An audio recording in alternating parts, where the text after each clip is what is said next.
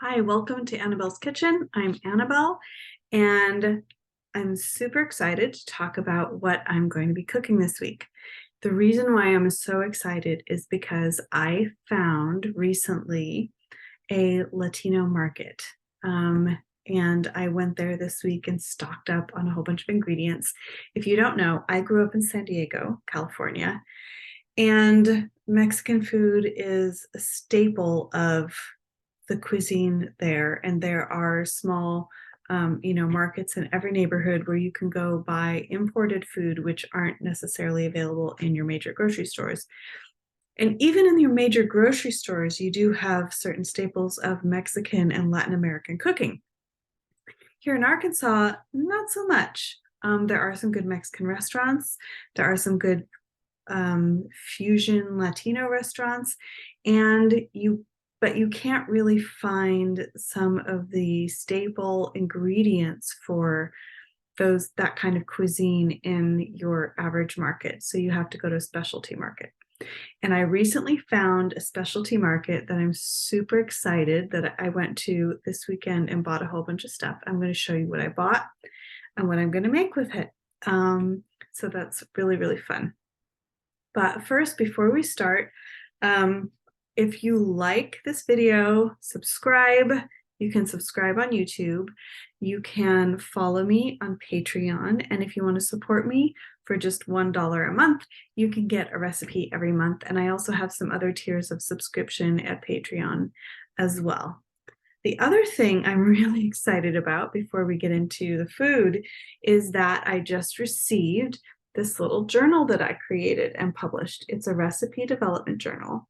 And I've been wanting something like this for myself, where I can write out recipes on one page and notes on another page while when I try a recipe for the first time. So I can write it in pencil and then go back to it and write notes about it.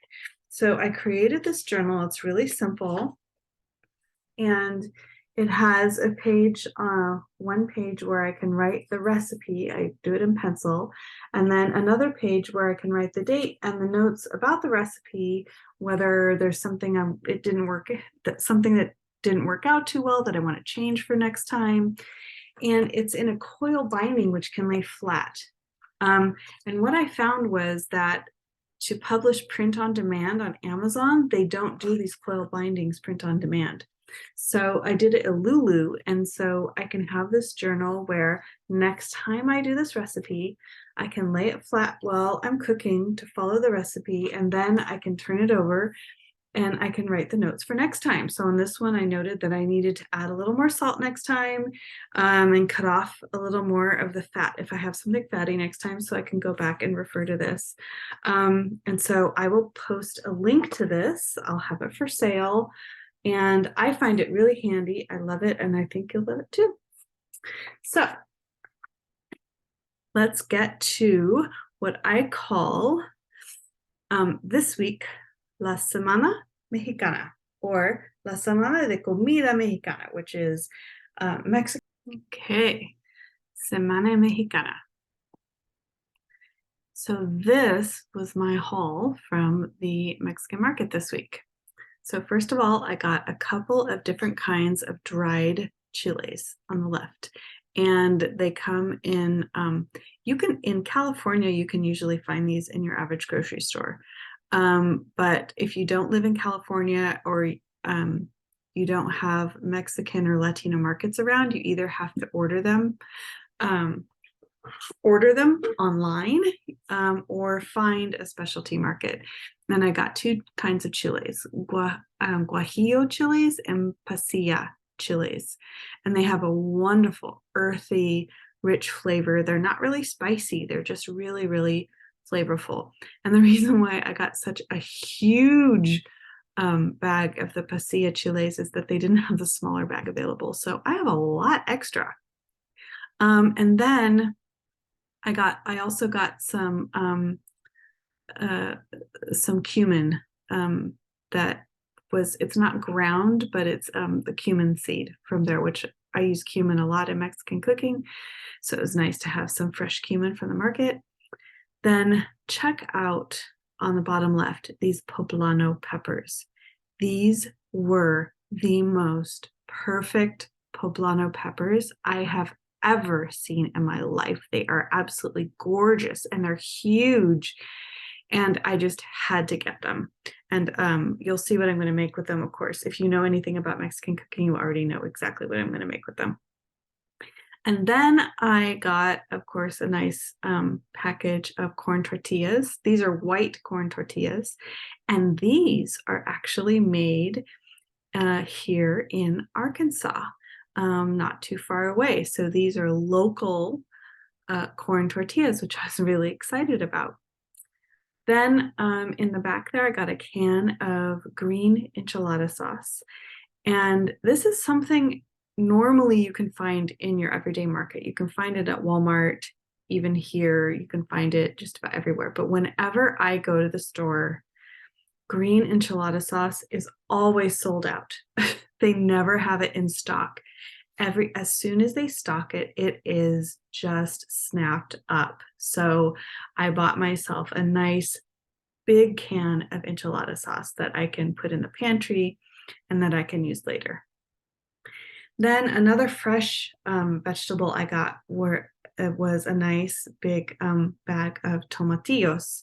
And tomatillos are not, they're tomatillos translates, I guess, to little tomatoes.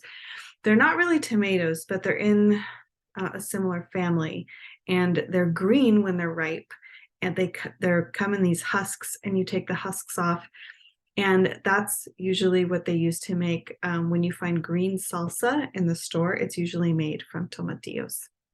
Then I got some cheese from Oaxaca. It's kind of has the consistency a little bit between mozzarella cheese and jack cheese, kind of. It's a white cheese, kind of like a mozzarella. Oaxaca, Mexico is in the south part, just north of the peninsula in Mexico. And it's pretty famous for its dairy products. So I got some Oaxacan cheese, and I also got some crema from Oaxaca. And crema, if you haven't used it before, it's kind of like a cross between sour cream and heavy cream. So it's a little bit cultured like sour cream is, but it sort of, you can pour it. And so you use it to drizzle over the top of things. So this is what I got. And so the first thing that I did make, and we made this yesterday, Mark and I made this together, is birria. So birria is a meat stew that is traditionally made from goat, or it can be made from beef. And of course, I didn't goat meat, it could probably find it, but beef is a lot more plentiful. And I didn't buy the meat at the market yesterday because I already had some in my freezer. So I had beef short ribs. I used some beef short ribs that were both some bone in and boneless. I like bone in because it gives a lot of flavor to a broth or whatever you're cooking. So I used both. You can also use pot roast. You can use other cuts of meat. Meat is getting really, really expensive these days. And so I actually bought these short ribs that I had in my freezer in a couple of different shopping trips. And I found some short ribs. They looked good. I bought them, put them in the freezer. Another shopping trip, I found some short ribs. They looked good. I put them in the freezer. And then when I had enough, I realized that I could make this birria. So it's one way to sort of not have to spend a lot of money all at one time. Then the other things that I had on hand were just stuff that's normally in the pantry. One thing I always have in the pantry are chipotle peppers in adobo. And this is something you can find in just about every market.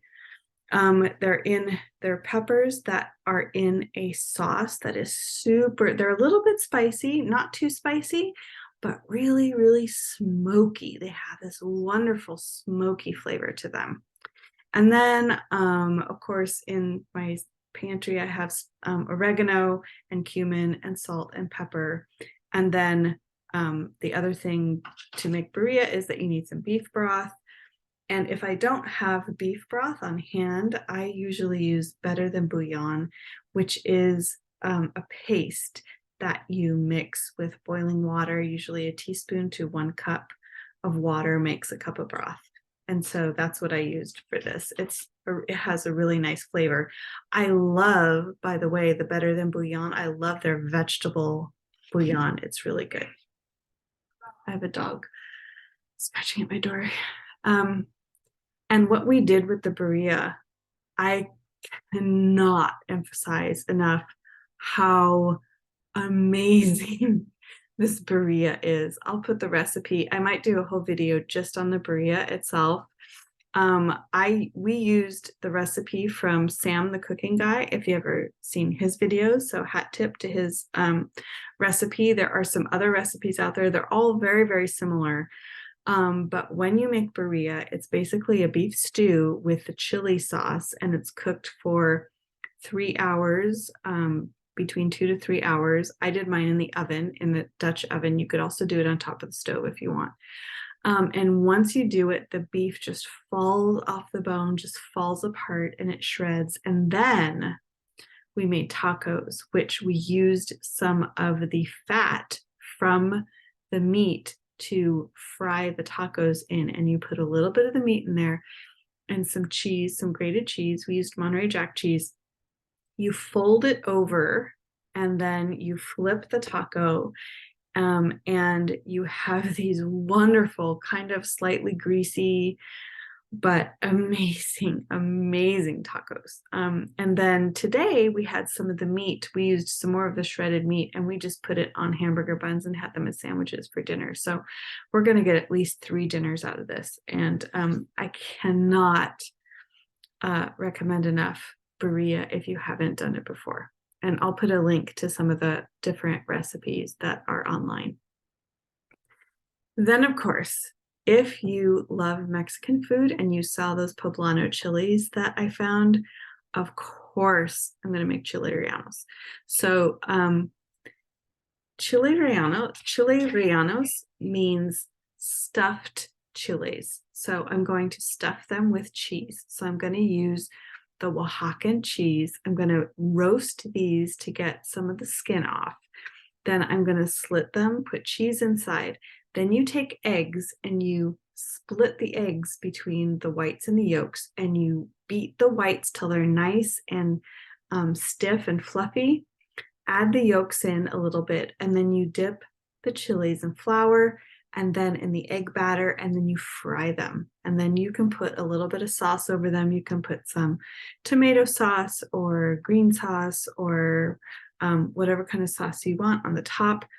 And it's super, super yummy. It's also really inexpensive because all you need are the cheese and peppers and eggs, some flour, some oil for frying, really budget friendly, and yummy. And also, after all of the beef that we'll have been eating for a couple days, it's a good vegetarian meal to have as well in the rotation. And then these tomatillos that we bought, I'm going to turn them into a fresh salsa. So I'm going to take the tomatillos, I'm going to take the husks off, chop them in half, put them on a pan and roast them in the oven to concentrate the flavor a little bit. And then I'm just going to throw them in a blender with garlic and white onion. A lot of people use cilantro, and I don't like cilantro, so I'm going to leave that out, but I put that in here because it's really, really common. I think I'm one of those people that has that genetic thing where cilantro just tastes yucky, so I never use it, but use cilantro if you like cilantro. Then a little lime juice. I usually keep jalapenos in my fridge, just the sliced ones, either in a can or in a jar. I have them somewhere, either in the pantry or the fridge. Chop some of those up, some salt, put it in a blender, blend it, and you have a wonderful green salsa. And then, of course, the tortillas that we buy come in this huge pack. And, with just the 2 of us, even with the tacos, we only used up 4 of these whatever it was, 50 tortillas. So I'm going to take a lot of the tortillas, I'm going to break them. I haven't done this yet, but I'm going to break them into sections and put them in the vacuum sealer and vacuum seal them and put them in the freezer so that I have some corn tortillas on hand whenever I want to do something with them. But then I'm going to take another stack and just fry them and have fresh chips. It's really, really easy. Just cut them into triangles and throw them in a pan with some oil. And when they come out, put a little salt on them and fresh chips and salsa. Super, super yummy. Haven't done that yet, but that's probably going to be for tomorrow. And then, of course, I bought this large can of enchilada sauce so that I can make enchiladas. I can either make it this week or I can do it anytime because I have a chicken that I roasted that I've taken all the chicken off the bone and I have vacuum sealed and put in the freezer so I can just use it at any time. Or I could stop by the store and just pick up a rotisserie chicken too and take the chicken off the bone from that. The other thing you can do if you don't have chicken on hand is fresh chicken is that you can just use canned chicken. Works really well too in an enchilada. Or if you have chicken breasts, you throw them in the pressure cooker and you can just use chicken breast in the pressure cooker. And then I use large flour tortillas with the chicken and some shredded cheese in there, pour the sauce over the top and throw it in the oven for half an hour and you have a really easy meal. It takes about 10 minutes to put together. And like I said, because the chicken is in the freezer and the sauce is in the pantry, I can choose to make it this week or I can save it to make anytime that I want to have something to make. So just to recap from all of the stuff I got at the Latino market this week, I'm going to make, we made birria, and that's going to be for us at least 3 meals. I think it's at least 6 servings. And then we'll have chile rellenos. I got 4 of the poblano peppers. That's about 4 servings or 2 meals. If you have rice and beans with it, I would say you only need 1 of those big peppers stuffed with cheese. You could, if you have a teenager, then maybe they would eat 2 of those. Then I have enough food here to also make enchiladas because I have chicken on hand. That'll be another 2 meals as well. And I have fresh chips and salsa. So basically, we are going to be eating homemade Mexican food all week this week. I'm going to have extra dried chilies, so I won't have to go to the store and buy those chilies again for a long time, especially the pasilla chilies, because I bought the huge bag. I'm going to actually have to look for things to do with those.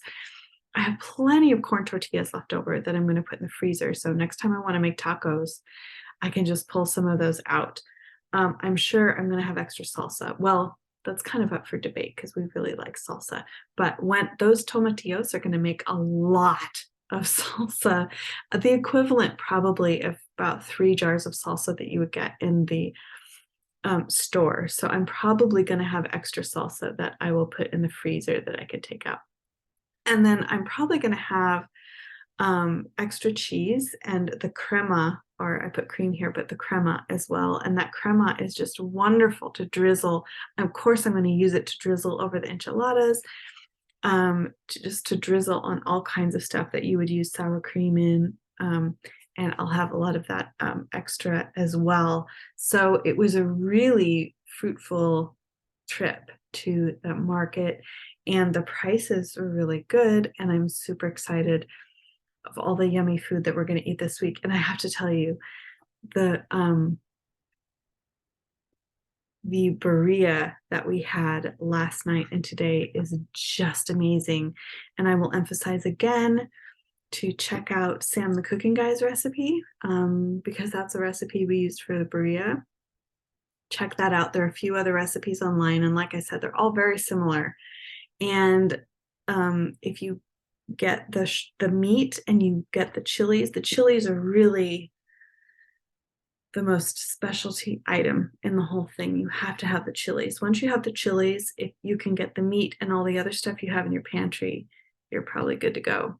And so that is our week of Mexican cooking. I hope that this is educational and helpful for you, gives you some ideas of things you can make for you and your family. Like I said, I'll also put a link to the recipe development journal, which I hope that you'll find as useful as I'm finding it. I'm already using it and I'm super excited. So I'll put a link to that as well. And have a wonderful week and happy cooking.